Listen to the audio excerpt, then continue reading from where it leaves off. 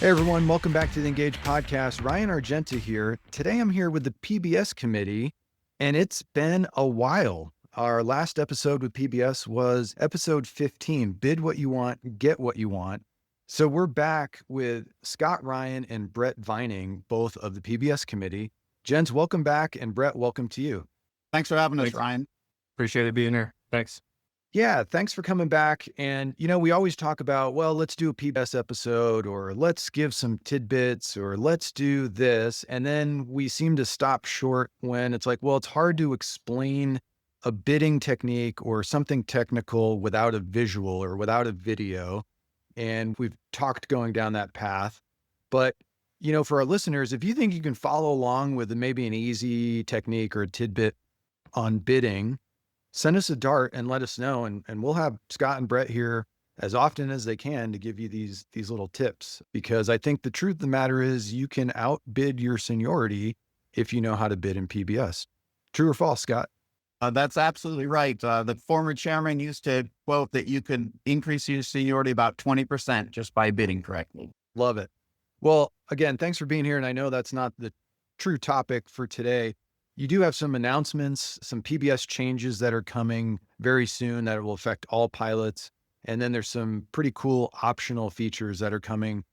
There's a PBS notepad that is out. It'll be linked to the description of this podcast, so you can back out and check that out as we talk.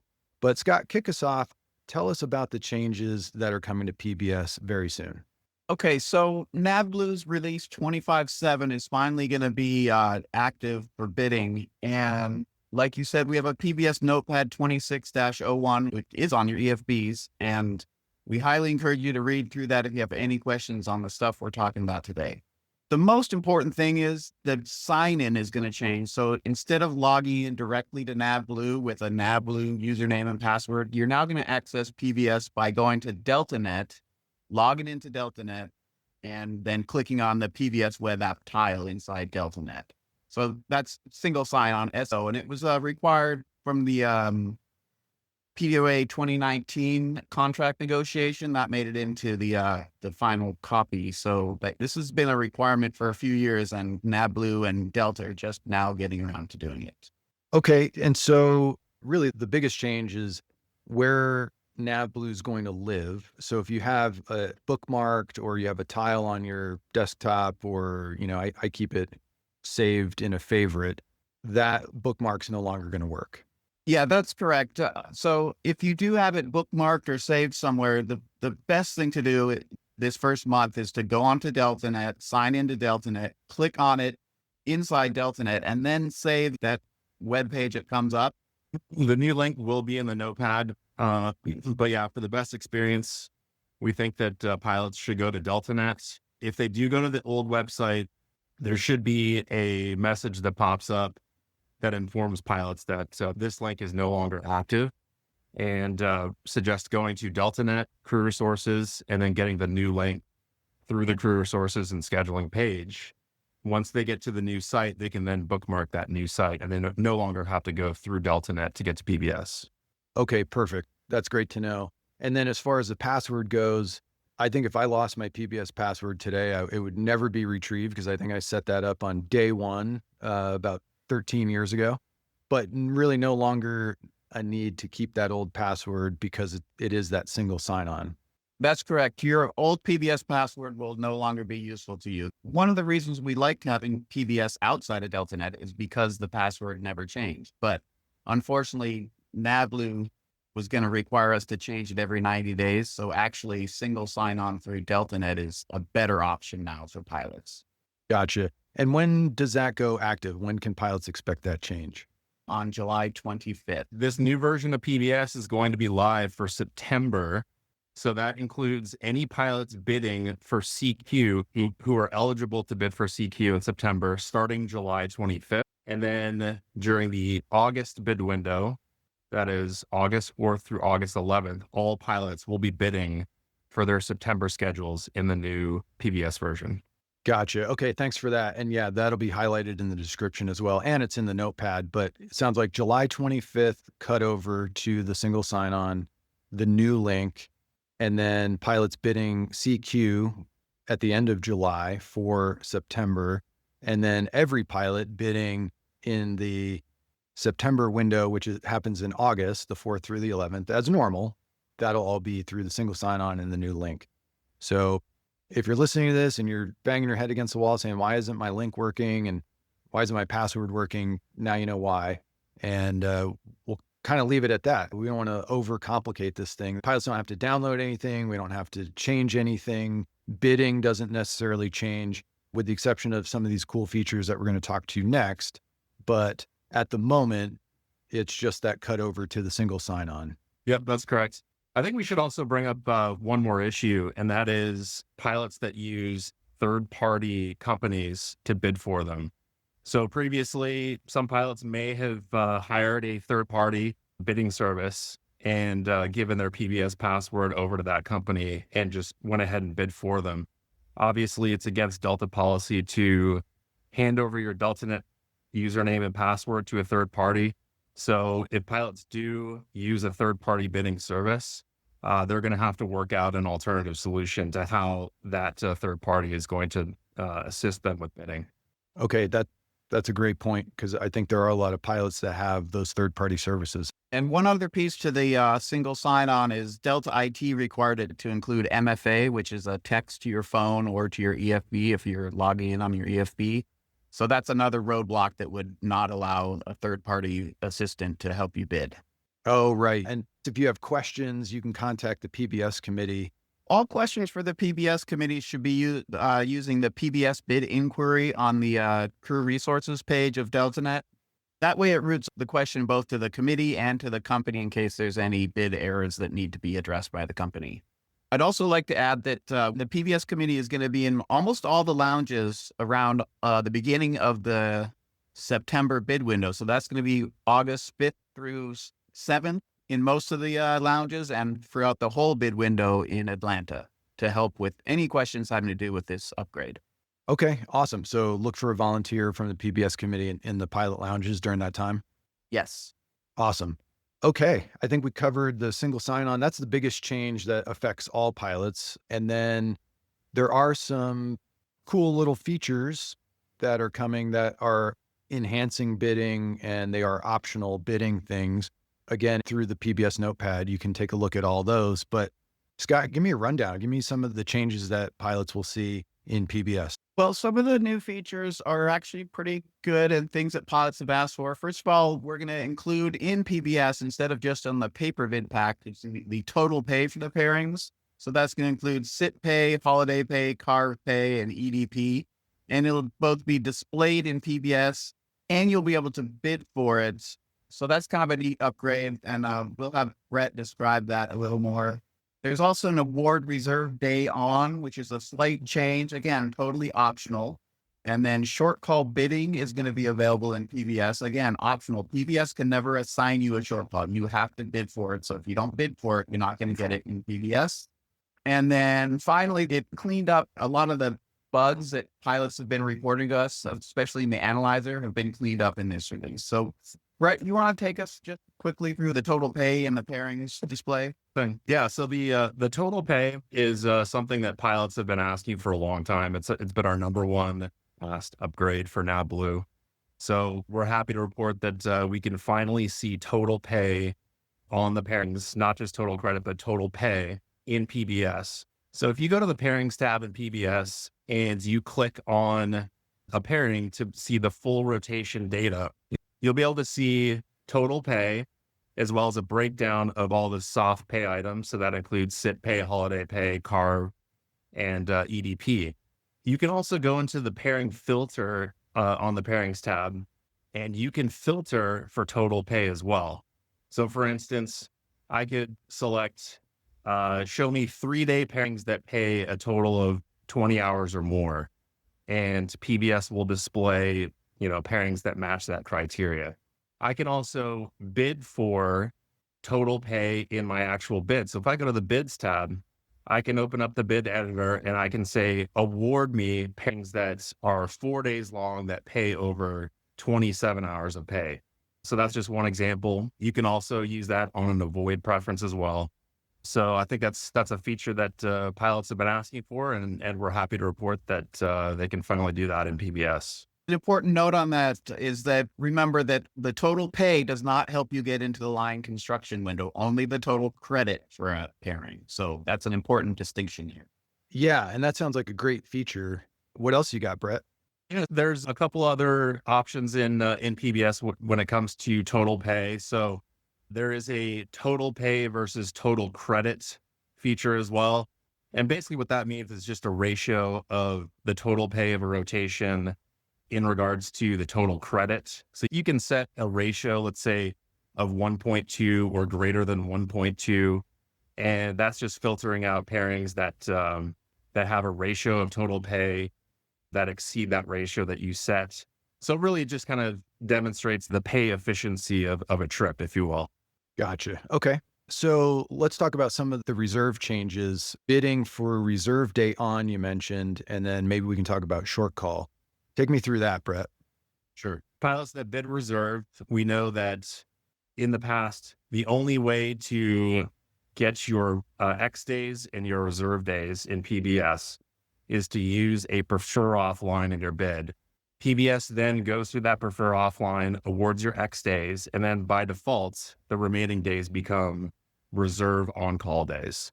So now there's an ability in PBS to actually say, I want to be on reserve on these specific days, and that is known as award reserve day on. So it's sort of the opposite of what pilots are used to. An important thing to emphasize is that pilots do not have to change how they bid on reserve. So if they understand using prefer off in PBS, they do not have to use award reserve day on. But award reserve day on tells PBS, I want to be on reserve on these days.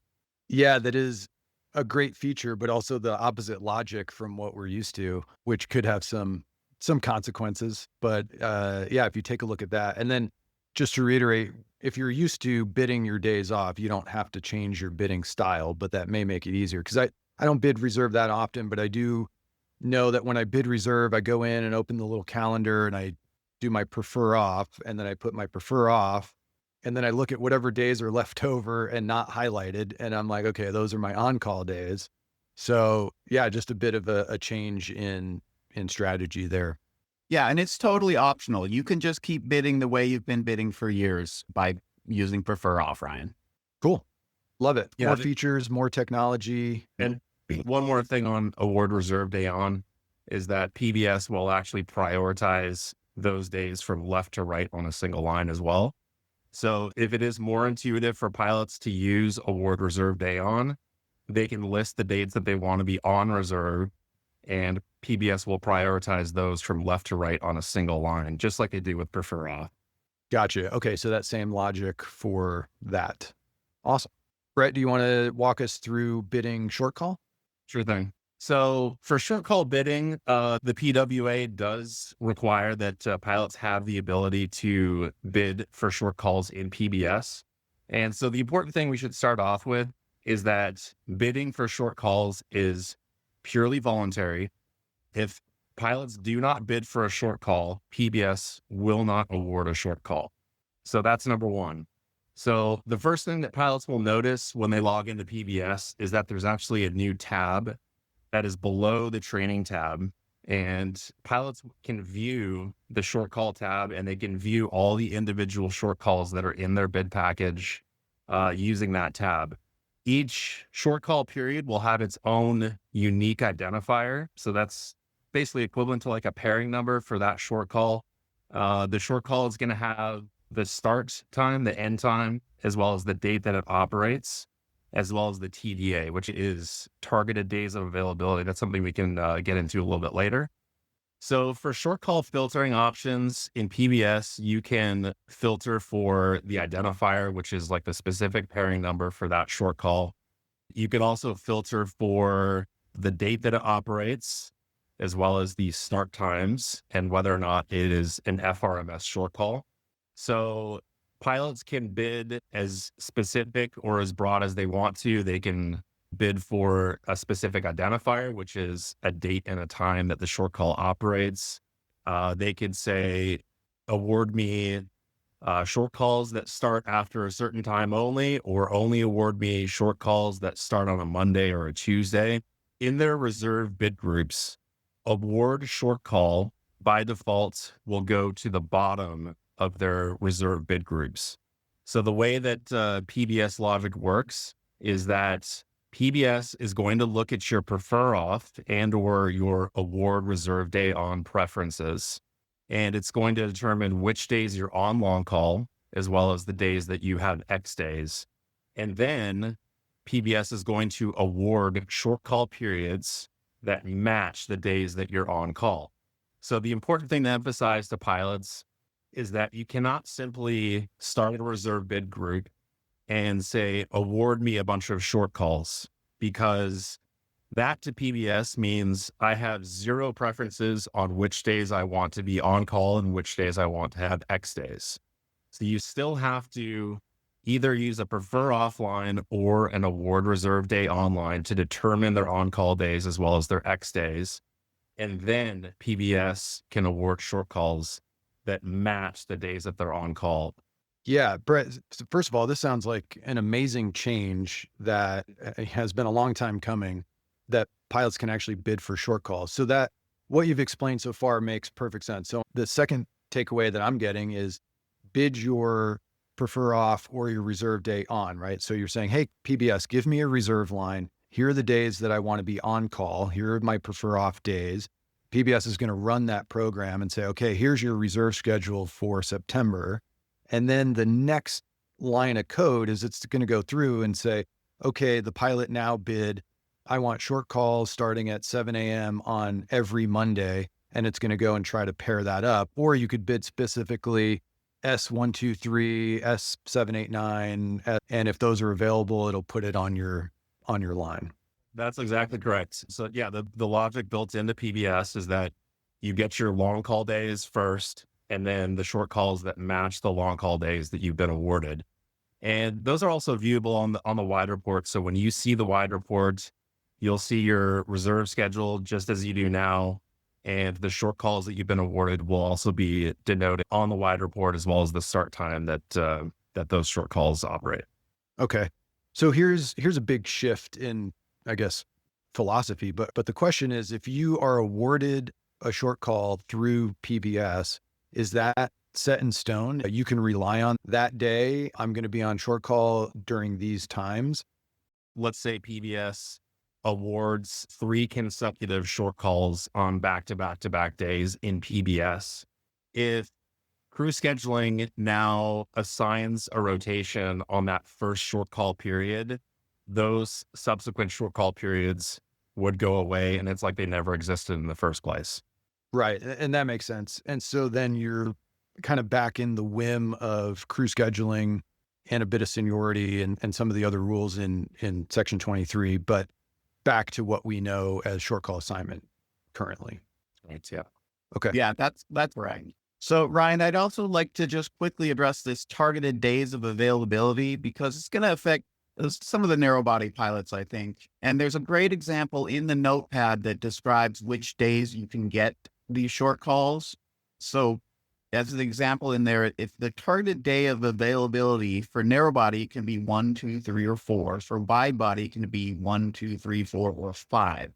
And so if it's 1, 2, or 3 for narrow body, then the footprint of your reserve days looking forward from that short call have to meet the targeted days of availability. Again, there's a great picture in the notepad that will describe this. So if you have any questions on that, I would refer you to the notepad. But an important note is if you're at the max TDA for your narrow body or wide body, so 4 for narrow body, 5 for wide body, then your reserve days can be that TDA or greater. So say a wide body pilot has 17 days in a row of reserve, then if it's a short call with a max TDA of 5, then they could put that short call anywhere in that group of reserves, including up to the 5th day prior to the end of it.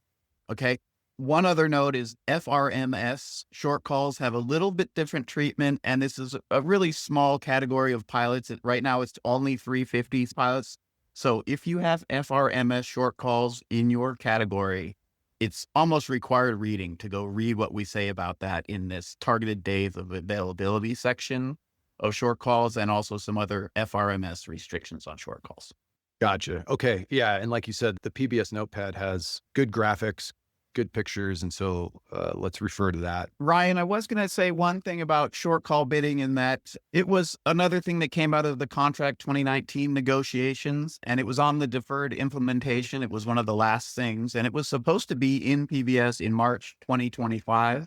So they're currently 16 months late. So if you see a grievance out there, there's an open grievance because short call bidding in PBS is late. So the company's finally getting it into PBS. They're just doing it over a year late. Gotcha. Okay. So this will kind of marry up that grievance. Yeah. So the PBS committee has been a little bit frustrated over the last few years with the pace of progress that NavBlue has produced new features and new updates.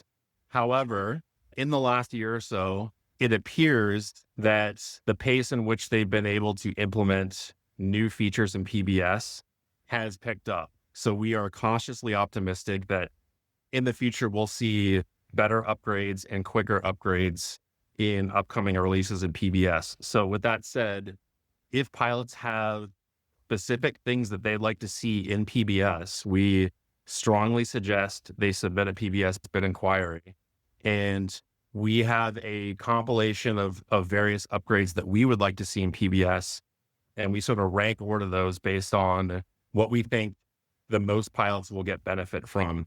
So if pilots have things they'd like to see in PBS, please submit a PBS bid inquiry, and hopefully we can get some upgrades soon.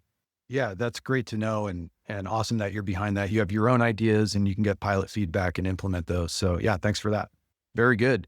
Brett, can you talk about autosave? That's also a great upgrade, I think. Sure thing. Yeah, so the new version of PBS is going to have an autosave feature. So previous versions of PBS, you had both a save as well as a submit option. And that was the down arrow as well as the up arrow in the top right corner of the PBS window. And occasionally that caused a little bit of confusion with pilots. Pilots would hit the save button and think they've submitted their bid when in fact they just saved it to their browser.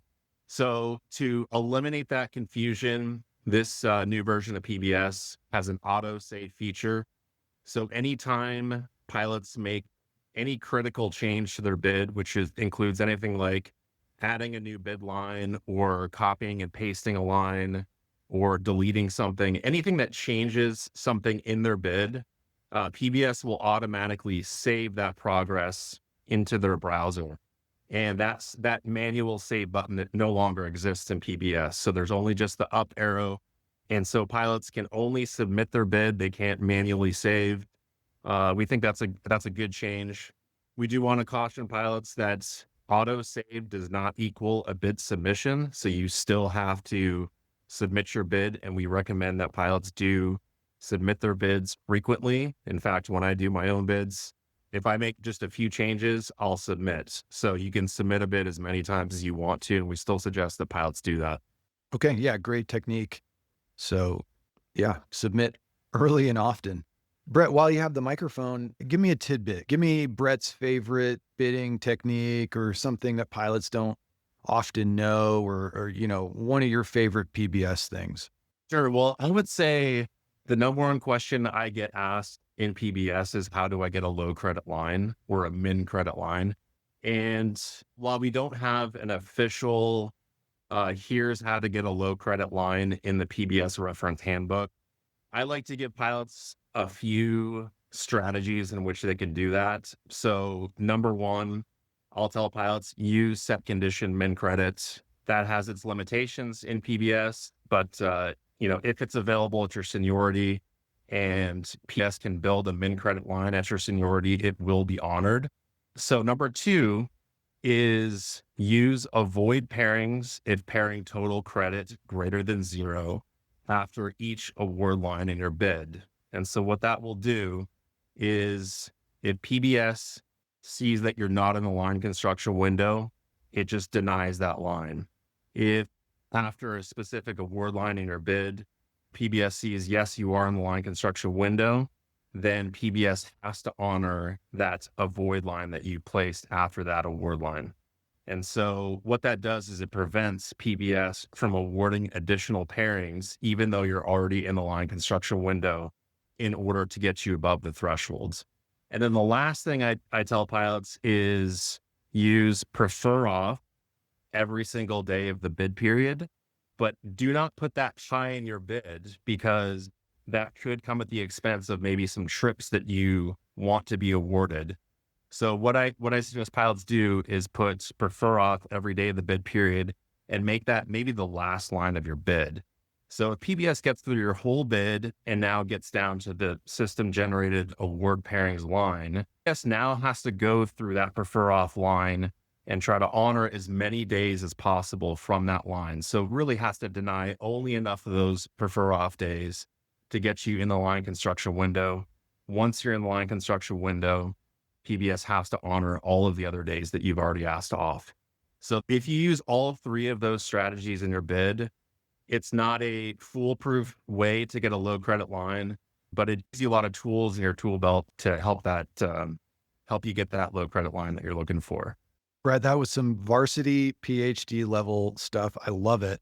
Paired with the philosophy of, what's good for one is good for all, and kind of an ecosystem of bidding for everyone's advantage. Yeah, thanks for that. That was great. So the low credit window, and we'll do a separate podcast on this for sure, because this is the number one requested item from pilots. But Brett, you were talking about the ecosystem of bidding low credit lines. Tell me more about that. So we've found, because we have a spreadsheet that analyzes all the data from the bid runs, and we found that especially in narrow body categories, so many pilots are adept at using low credit line strategies that oftentimes the actual ALV after the bids are run can be as low as 4 hours below what was projected. So let's say the projected ALV for a specific category was 75 hours.